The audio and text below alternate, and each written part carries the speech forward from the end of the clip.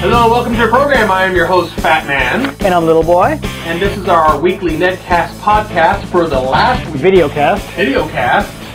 Well, Netcast. I know. Alright. I like to throw in an extra cast. Yeah, you did. You kind of threw a wrench in there. Anyway, for the last week of March 2012. I cannot believe how fast this year is going, Little Boy. I know. First, we want to thank our sponsor. Our sponsor this week is goldandsilver.com. You can go to phatmanandlittleboy.com and click on any of the links that say gold and silver. If you go to their website through our site, we get a little piece of it, so thank you for doing that. But as well, you'll learn a lot about investing in gold and investing in silver. Yes. Right now, with this volatile economy and president who's printing money like who knows what, you're going to throw that into the little ad here? Is that what you're doing? Something as strong as gold and silver can protect your future and the future of your family. All right. So it is a wise investment to make. It is, and we thank them for being a sponsor of the Phatman and Littleboy Show. Absolutely. This week, I don't know if you have seen it or not, but we're going to go ahead and talk about it a little bit. Mm-hmm. Little Boy and I both have our own shows now that we run once or twice a week. Right. Mine is running at least once a week. I want to make it a little bit more. Little Boy's about the same. Yeah.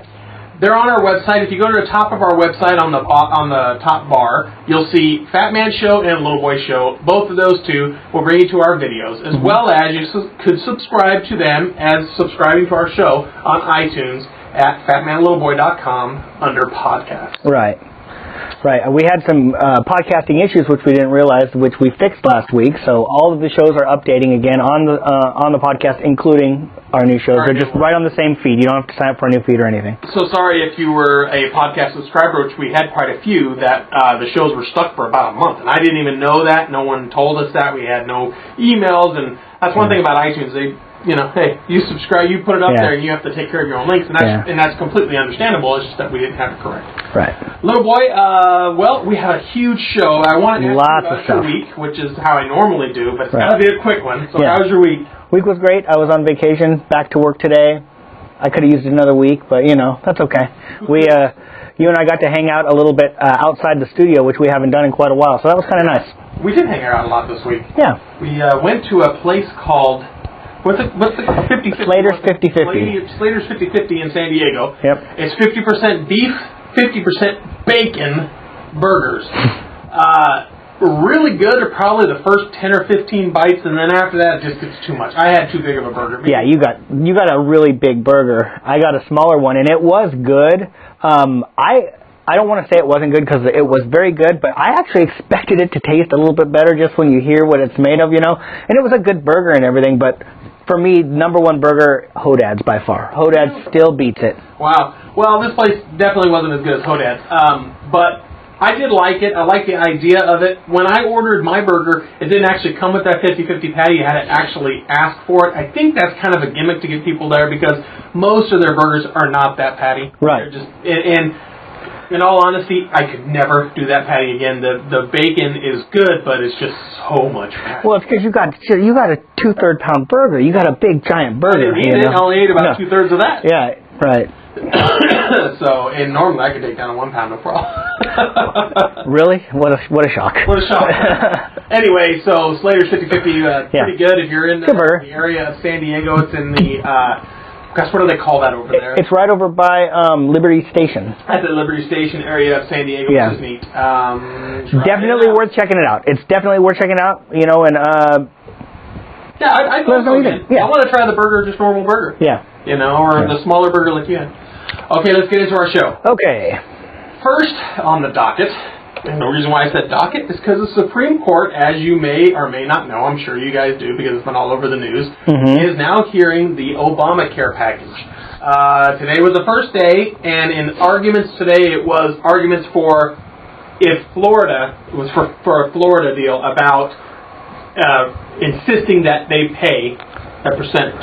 Now, this is just a preliminary deal. I had actually read that their first thing that they're doing is they have to determine whether or not this is something that they should even hear. Well, what they came up with today is that yes, it will go forward. Okay. But there was a technicality on there saying that it's a Florida. It was a particular person versus the state of Florida, and about the bill saying that, and this is what it was for, part of the bill is that if you don't have health insurance, that you must report on your tax return you do not have health insurance after this passes, and you will actually pay a penalty for not having it. Right, which is about as much as it would cost for you to have it, is what I was reading today, really? The penalty. So, and that was a person against the state of Florida, because every state will have, even though it's a now you can you can apply for like a waiver to get around it. You just can't decide you're not going to do it though. There's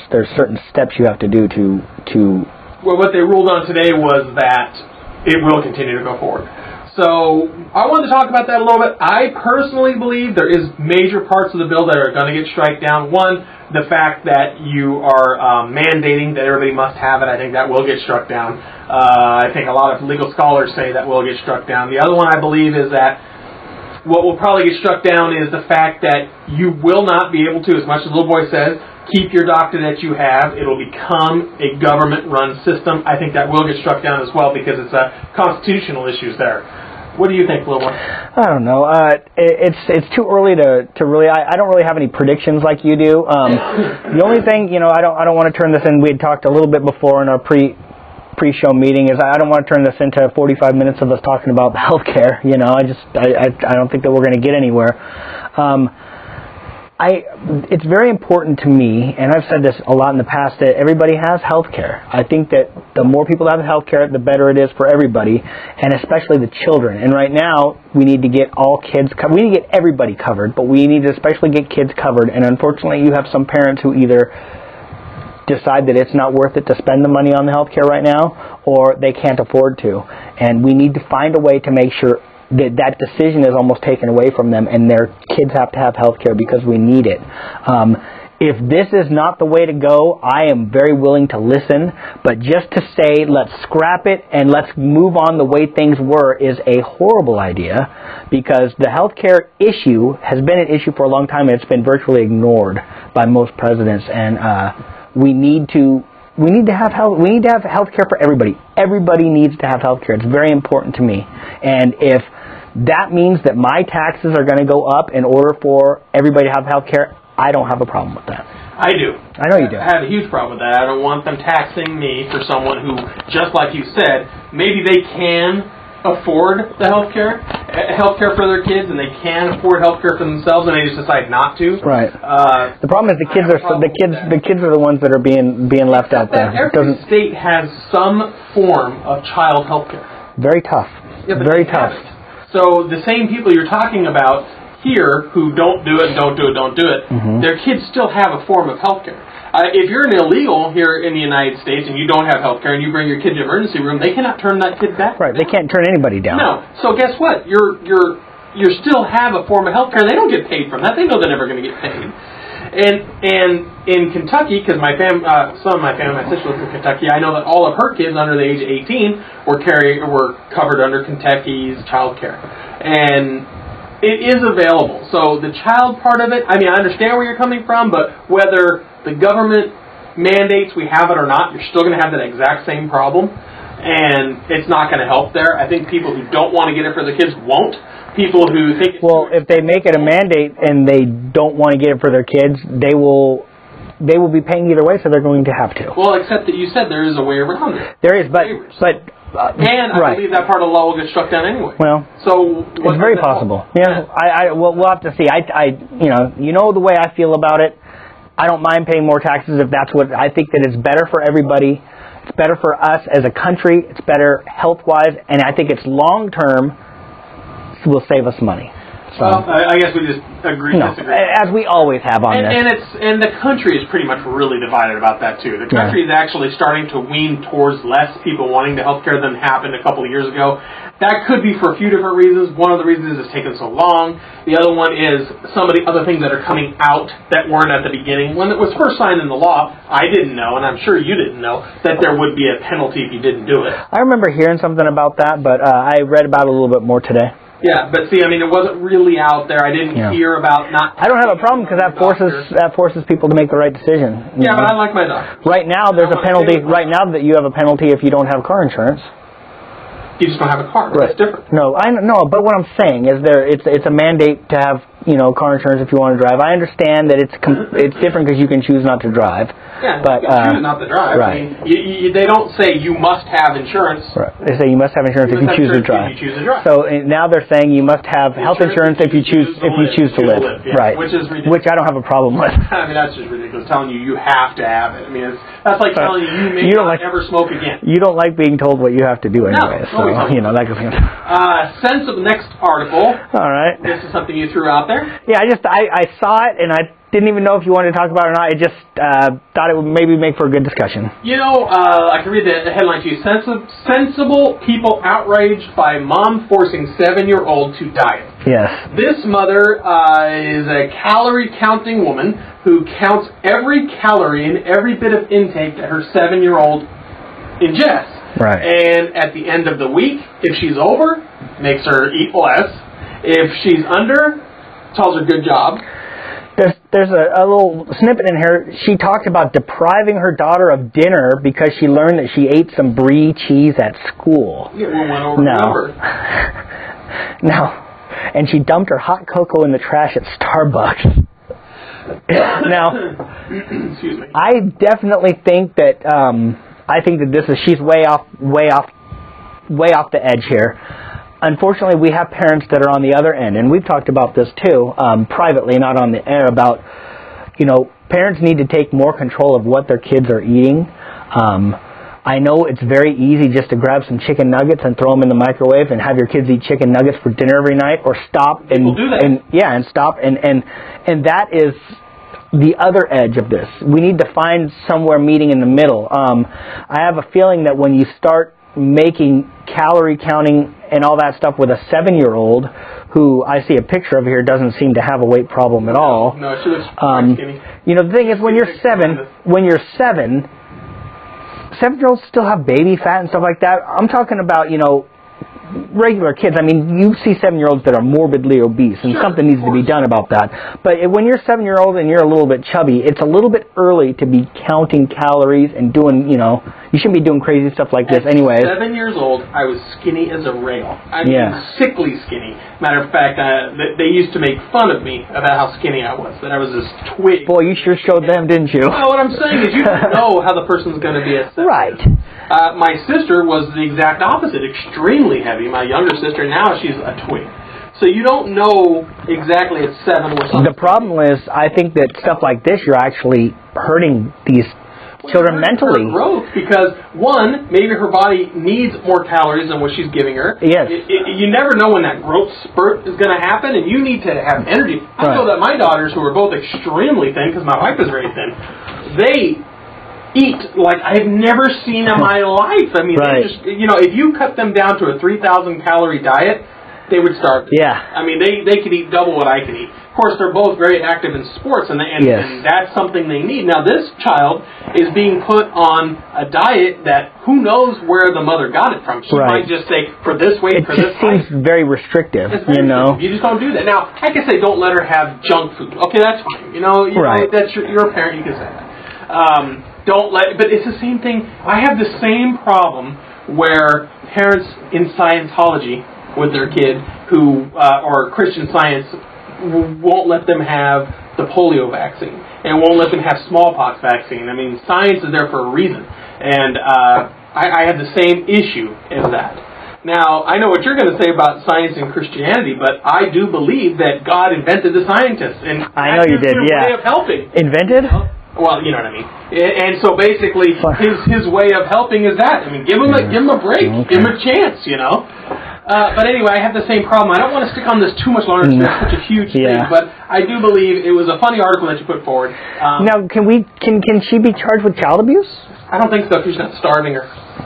You could charge her because she's just depriving her of any more calories than the USDA says the kid should have. Right. So she's basically turned. Oh, matter of fact, I have a comment. Yeah. Producer Jen's on that. Go ahead.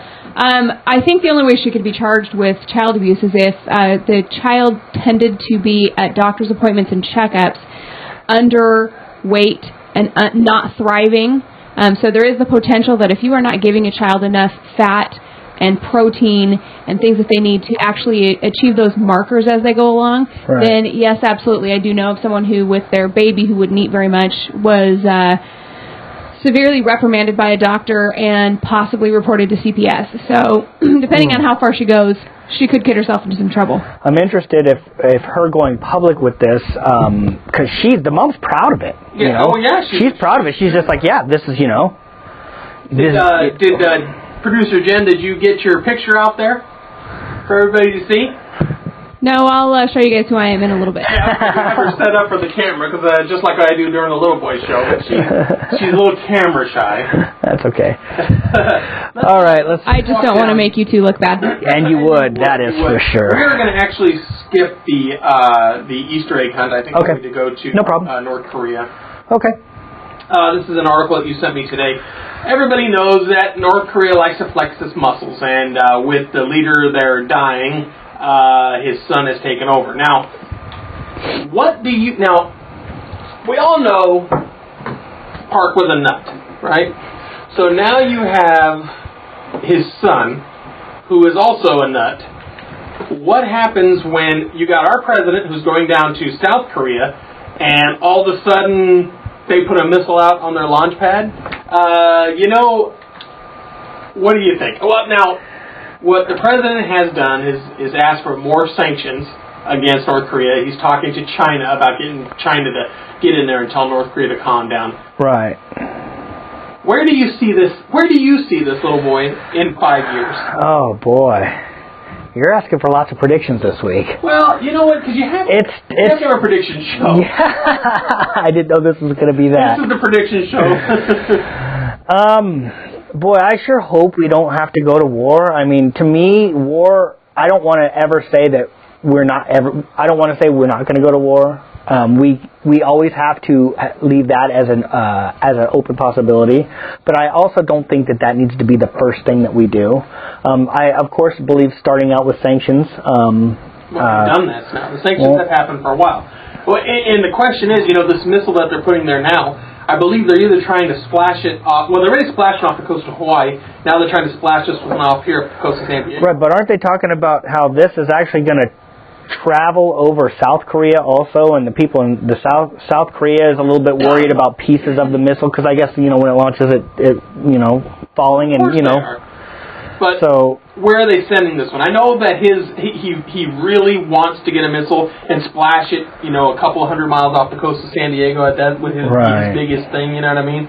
I live in San Diego, you live in San Diego, and his father said that he wanted to wipe San Diego off the map first, the big jerk that he is. He's crazy. Anyway, as soon as, the U.S. keeps a 250-mile coast range, as soon as that sucker hits within that 250 miles, I don't believe we'll actually have a man that goes over there to war. I think everything will be done by push button, to be honest with you. And I think, the president, well, I don't know about this president, but other presidents might do it. You're going to have to tell China, look, this is what's next. We can't have them splash it. What would China do if we took a missile and splashed off their coast? They would freak out. They wouldn't be too happy. I think that'd be pretty rude. Yeah. Well, and the other thing is they wouldn't do sanctions. Let me tell you what, the Chinese would be like, nah, that's it. We're going to war. So the U.S. has a responsibility to the world, which is sad because I would rather not, but we do have a responsibility to the world to keep peace. But at the same time, you know what? You can't push our buttons that much. You keep pushing our buttons and something bad's going to happen. It's just going to happen. I mean, it's just a matter of time. Now, I'm very upset about them doing this when the president was on his way down there, because they're just showing that, they're not afraid of us and blah, blah, blah. It's a posturing part. But you think he happens to the president down there. I mean, you think he's trying to flex his muscles now? It's just showing, Of course he is. It just so coincides with the president going to South Korea. That all of a sudden they're putting their first long range missile out. I mean, come on. Is that exactly how? Why didn't you put it out last week? I mean, did you not have it ready until today? We'll see what happens. I'll be interested to see if they actually want to come through and actually launch it. I think they'll launch it. I do believe they'll launch it. I think they'll shoot it right over the top of the president's head. I think that's the You really think that? Wow. Yeah, which is what I think is going to escalate the whole situation. I don't know that... they're not going to bomb South Korea, but I see it. I do see it happening. Let's keep rolling down through. Let's go to the teachers. A group teaches homeless how to squat in vacant buildings. You see the picture behind us. I read a little bit about this today, and I know that there's a lot of different laws in areas that help or help the squatters, I guess it is. What do you think about this, little boy? What do you think about people teaching people how to break the law? It's not even that they're breaking the law, but teaching people how to circumvent the law. Well, if you look at the banner on this picture, basically they're saying, take what you want, live the way you want to live. The deal is, we've talked about this also in the past. Just because you don't agree with something doesn't mean that you need to break the law to try and make your point. And I know that there's some interesting rules that you can use as a squatter. If you know all the ins and outs, you can kind of take over a place. You should for quite some time. I'm not a big fan of that. I know that everybody's pissed off about the whole home situation. Everybody's pissed off about all of the people who have been evicted from their homes and all that, and so am I.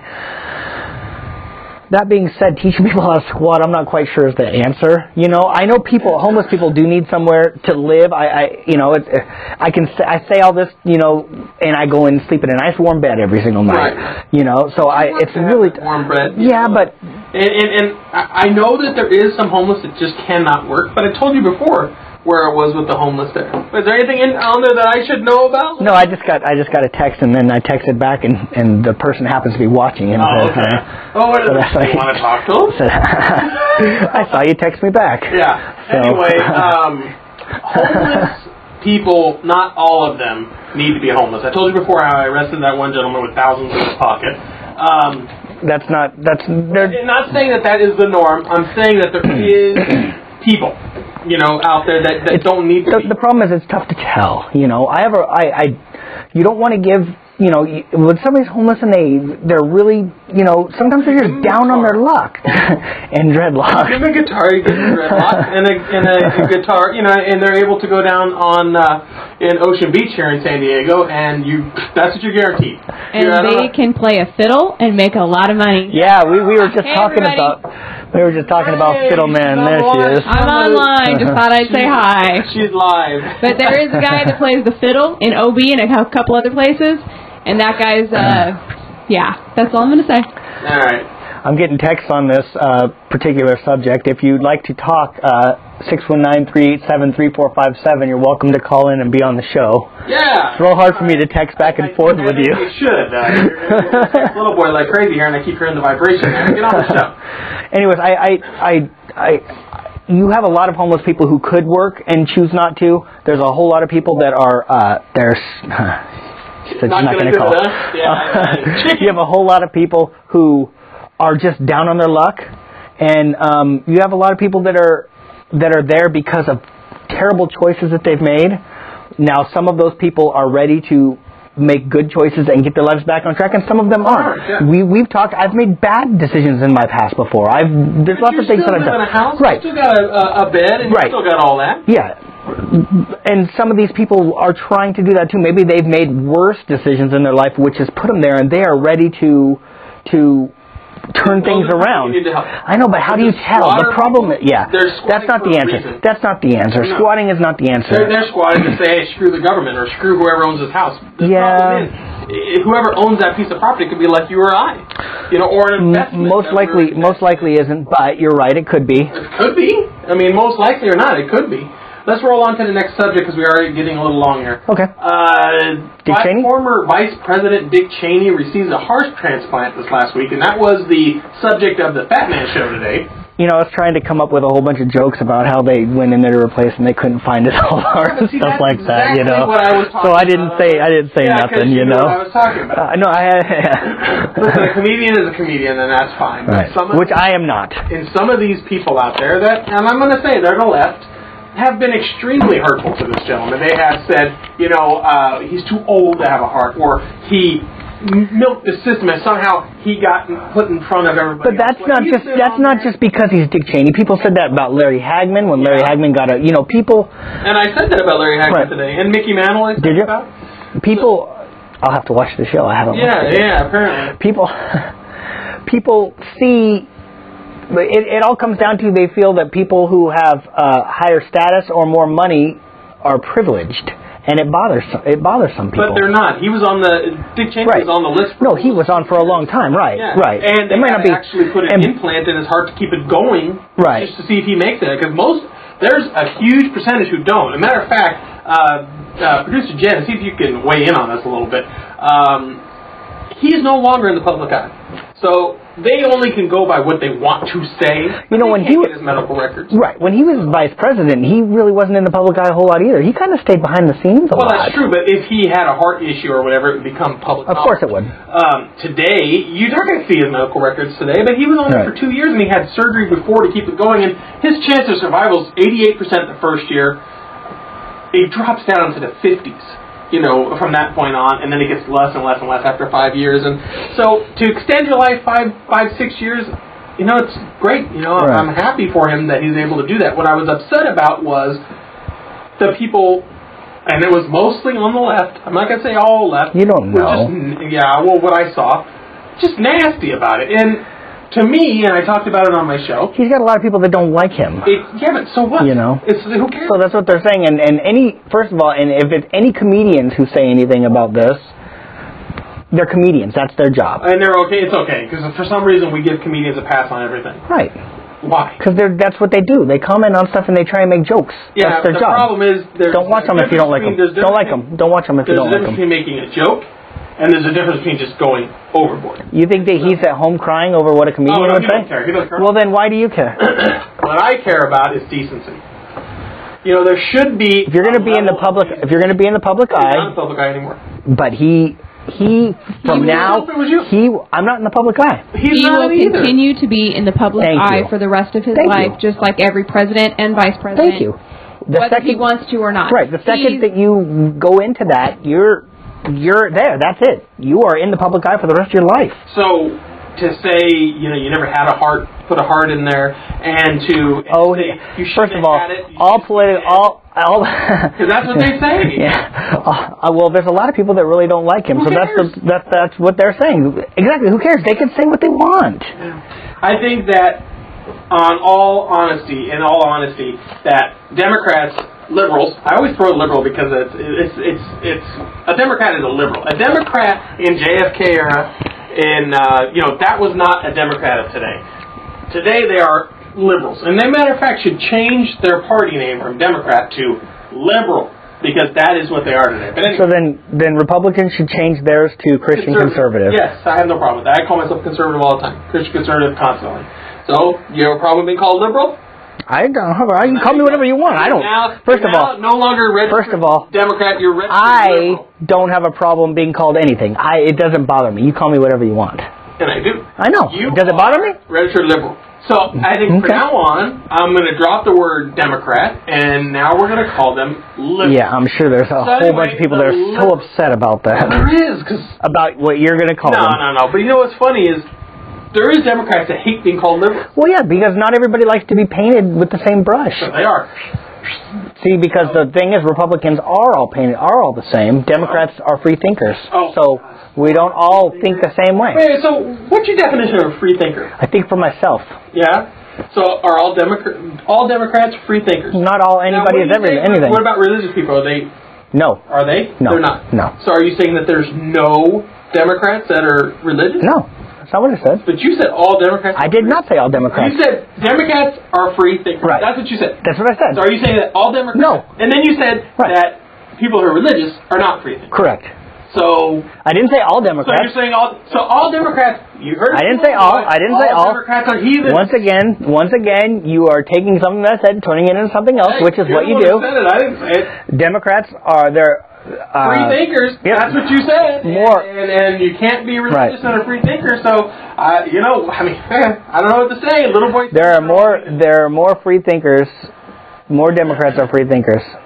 I'll say that. How about this? How about Donald Sudaway, the missing link to renewable energy? Yes. Oh, she wants to run right into the next subject. Yes, sir, I do. Okay, this is a great. And this is a great video. Matter of fact, I really want to put the link onto our website. It's nothing to do with politics, but it's a really, really good video. It's on TED.com. I don't know if anybody's ever been to TED.com. My dad sends me videos from there every once in a while. I love watching them constantly. Anyway, one day when you generate energy, like all the lights that are on us, just like what Mr. Sadoway said today, the energy is generated instantly and brought to you because there is no way to store the energy once it's done. Basically, his whole point is that really the research and the issue here is we need to figure out how to store this energy that we're harnessing. We've figured out ways to harness it, but we don't have a real...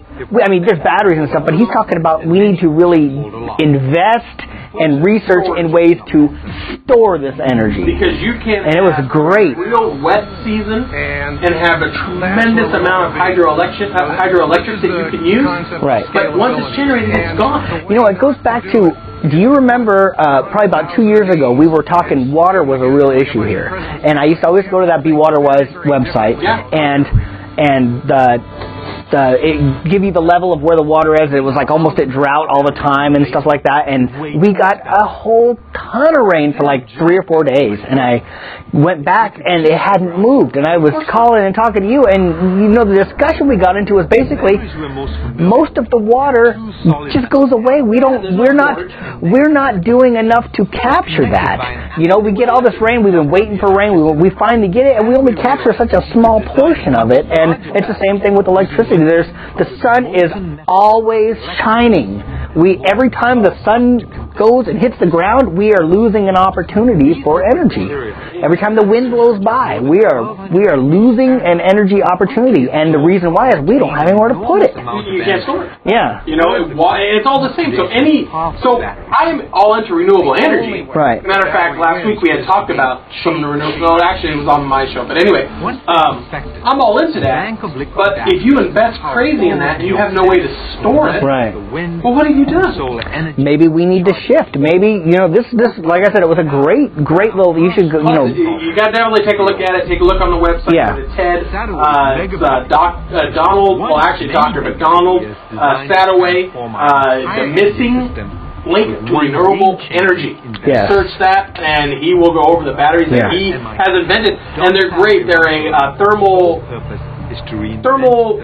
metal battery. It's kind of a lot of... It's like liquid metal. Yeah, it's liquid metal, and there's in ways that he pulls ions through. It's kind of confusing. But at the same time, it's very interesting. Very interesting. When you have a wind farm working like crazy, great. But if the wind farm's working like crazy, and then all of a sudden the wind stops, coal-fired plants, nuclear plants, they cannot catch up fast enough. So what they do is they overlap. So they have the coal-fired plant running at 100%, even if these wind turbines are running at 100%, and they say, well, let's just use this energy because it's here, and then go back to it. Well, yet that coal-fired plant is still burning at 100% because it takes so long to get them from 0 to 100. Same thing with nuclear. That we're actually, it's a waste. It's a waste. It's energy being generated but not being used, and I hate that. If they had a battery way to keep the power going, what would happen was they'd be able to shut these plants down or lower them down, run on the wind or whatever. I'm talking wind, solar, water, geothermal. There's all kinds of stuff. But what I'm saying is they'd be able to run those at a constant pace, and when they kick down, the batteries would take over as they were getting the other plants up. Right. And then vice versa. So as soon as the other plants were up and the wind was dead, the batteries would now go into recharge mode, and then it would... We just need to get better at more efficient batteries, and batteries that can store and last longer, and not be something that's going to... disposing of batteries is an issue right now. We have all these batteries, and what do you do with it after? So those are things that need to be solved, and maybe we need to start putting money and effort and technology into the battery side of it, not the capture side of it, because the capture side we've been I still don't think we've done enough on that. We haven't, but the problem is if there's waste, you have to keep shoring up the waste. Right. So maybe we need to start focusing more on the battery issue, or we don't even have to say battery, because who knows, in 10 years maybe it won't be a battery anymore. Maybe it'll be another way of storing it. so we'll call it the storage issue, and don't stop on the capture issue, but keep working on it. But we need to focus on the storage issue, and I think that's one thing that we're on the same page on. There's things that I read, like in Popular Mechanics, where they actually pump water from one elevation to another elevation, so that basically when they're using that as stored energy because it's higher. Oh, I see what you're saying. Back on again. But that to me, that seems like waste. Yeah, it seems like it's so much land, so much area, and there's so much. Every time you have a battery, you have a drop. I'll tell you what, the energy it costs to pump that water to the top, there's no way you're getting that same out. You're getting less. And the batteries do have a loss too. He talks about that, but the loss is it's insignificant to what we're losing now, because we are literally losing a good 30 to 60% of the renewable energy because it's not constant. And they have to keep these plants going. They have to do it. They can let them cut down for a little bit, but it takes so long, and I hate that. It's funny analogy. I just got a note on Twitter. Somebody asked, "What about the rechargeable batteries?" And the thing is, it's the same deal. Like a battery in your car is a rechargeable battery. The problem is, even the rechargeable batteries, like we use rechargeable batteries here for our sound system.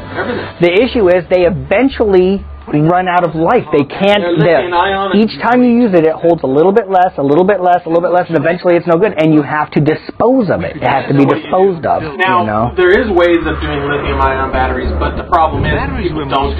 We also use nickel metal halide batteries, and the reason why we use batteries here, and it's a very interesting thing there, is because power isn't always exactly where it should be. Right. With video and with audio, you want everything to run perfectly, and a battery runs perfectly. When we were using power, we were getting hums. We would get hums and drops and everything like that. Right. So we found that you want to use batteries, then recharge the battery afterwards. Right. And, telephone works like that. If you notice, when your power goes out, well, people who have landlines, when your power goes out, your landline will still work. And it's because the telephone companies learn the same thing, that energy moves like this. AC, DC's flat, and basic, that means battery, the battery between alternating and direct. The battery will just stay flat, and you will get a constant sound. You know what else? DC current is safer, too. It's safer, but you can't push DC far. Yeah. DC has an extremely limited range, and so that was the reason, because that was the whole thing between Thomas Edison and Westinghouse, and Westinghouse. Thomas Edison wanted to make DC, and he wanted to make the whole world on DC, which would have been fine. There would have been a lot less deaths, but the problem is you had to have a generating plant almost every block because you lose so much energy. In transfer, I've heard that. My dad talked about that before. But AC current could be traveled for thousands of miles if it had to. I mean, thousands. Yeah. But it can be traveled over quite a bit of distance. That's right. The problem with AC current is it is an alternating current, and that alternating current, there's going to be issues with crossover on cables, so you don't have shielding and stuff like that. So we're getting way technical. Yeah. But anyway, the battery idea, I really like it. I hope, and I really, really, really am extremely excited about is the fact that it was here at MIT. Yeah. To come up with something like that. And I hope these work. The heat of the charging keeps the batteries fluid, which means there's no energy lost in heating the batteries. I mean, you got to watch this thread, so please take a look at it. This week, I actually want to be done because we're up to 35 minutes, but I did watch a video the other day called The Revenge of the Electric Car. Now, to me, that's a greeny video, but I do like electric cars. I like a lot of interesting information. I think there's still a lot. There's a future for them, I still think. I guarantee you there is. The problem is our infrastructure there yet, and this might help. Yeah. This might help. I would love to go green here. It's all about the whole reason why electric cars aren't really out there yet is the battery issue. The battery issue. Even the new Chevy Volt, it has a backup motor. And we haven't seen how it's going to, because it's the Leaf, but it's the first production car that runs both. And I would like to find out what people end up doing. Yeah. Now, Metropolitan, gosh, we really don't have time to talk about this, but I want to talk about it. San Diego MTS, they actually have buses now that are an electric bus that have a gasoline motor that runs a generator that powers the electric motor that powers the bus, and they can run a full-size city bus on a smaller engine than a pickup truck. Because just like diesel electric engines on locomotives, a lot of people don't know that there's an actual engine that runs nothing but a generator, but the train itself is electric. And really? people don't realize it, because the energy transfer is much more efficient than going through mechanical means that you have to go through for an engine. Well, one thing, but you're dealing still with the storage issue because you got to. There is no storage. They have batteries. Yeah, but because you got to make the energy with the burn it in the engine. Right, but what about like one of the advantages of electric motors and stuff is the fact versus gas motors is the fact that when you're not moving, you're not burning nothing. No, and the efficiency of an electric motor is somewhere in the neighborhood of 80 to 90%. The efficiency of a gas motor is in the 30%. Right, because also when you're slowing down, you can use the motor to slow down, recapture energy. There's all sorts. There's all sorts of technology. We're still at the very beginning. They started using that with the hybrids and stuff like that, but we're at the very beginning of it. Just at the top. And I wish that they had actually gone into it and actually put more effort into it, because I think that we could be a lot farther along now than we really are. It's when you talk about Nissan, Renault and Nissan. Renault still does own Nissan. You're absolutely right about that. Yeah. They were part of this whole thing. They are working on their Leaf, the Nissan Leaf, which is out now, but they're coming out with another design of Leaf, and they're talking 130, 150 miles. So. Really? See, that's another issue is right now that the Volt, it doesn't go that far, does it? Well, the gas takes over. It only goes like 30 to 60 miles. Yeah. And then the gas takes over. I mean, 30 miles is far. How 30 miles would be your whole commute? Yes, that's me, though. That's me, though. 30 miles would be more than my commute, because where do I commute? I commute from my house to the studio. But, what about the other day where we were just running around, the day we spent around? That's a whole different story. No. And how often do you do more than 30 miles? Most. That's why they made... I'm not talking about a daily commute, because daily commute you can get by, but when you need to do different stops, it just... and we went up to Disneyland just a couple weekends ago with the family, and what are you going to do there? Or when we went to the Pound for Pound guys. Yes. That was a long We just went, We'll talk. They're going to talk about that Wednesday, by the way. Great. It was a good It was great. All right, well, we're going to let the show end because I think that's about long enough. Jen, do you have anything to add? Not this week. I wanted to hear about the Easter egg hunt, but maybe we can cover that next week. We can still cover it because it won't be Easter yet. Right. So we can still cover that. We'll cover that. We'll save that one. It is a good story. Good thing. I think we might have a good talk on that one. You can always reach me at Phatman at phatman@littleboy.com or on Twitter at PhatmanShow. And I'm at Littleboy at phatmanandlittleboy.com or at LBHost. Please, if you have any comments, call us at 619-387-3457. Almost forgot the phone number there. You can leave a voicemail if we're not here, but if we are here, and that's on all the time now, because in my show, on Littleboy's show, on all of the PMLB sports shows, make sure you check out PMLB Sports too if you're a sports fanatic. That number is straight through, so you can contact, you can call. I mean, you can call the sports guys and talk about politics. It would be funnier than heck. But other than that, don't forget to click on our gold and silver ad on our website. Buy some gold, invest in gold. It's worth it, and you'll help us out. Yeah, it is worth it in this economy. Yes. Yes. So, little boy, that's it. Good show. I think that's it. Good show. Had a little bit of a Twitter interaction, which was kind of nice. Somebody on there right now? Yeah. So we'll have to talk to them about it later. Yes. All right, everybody out there. We will see you real soon. Take care.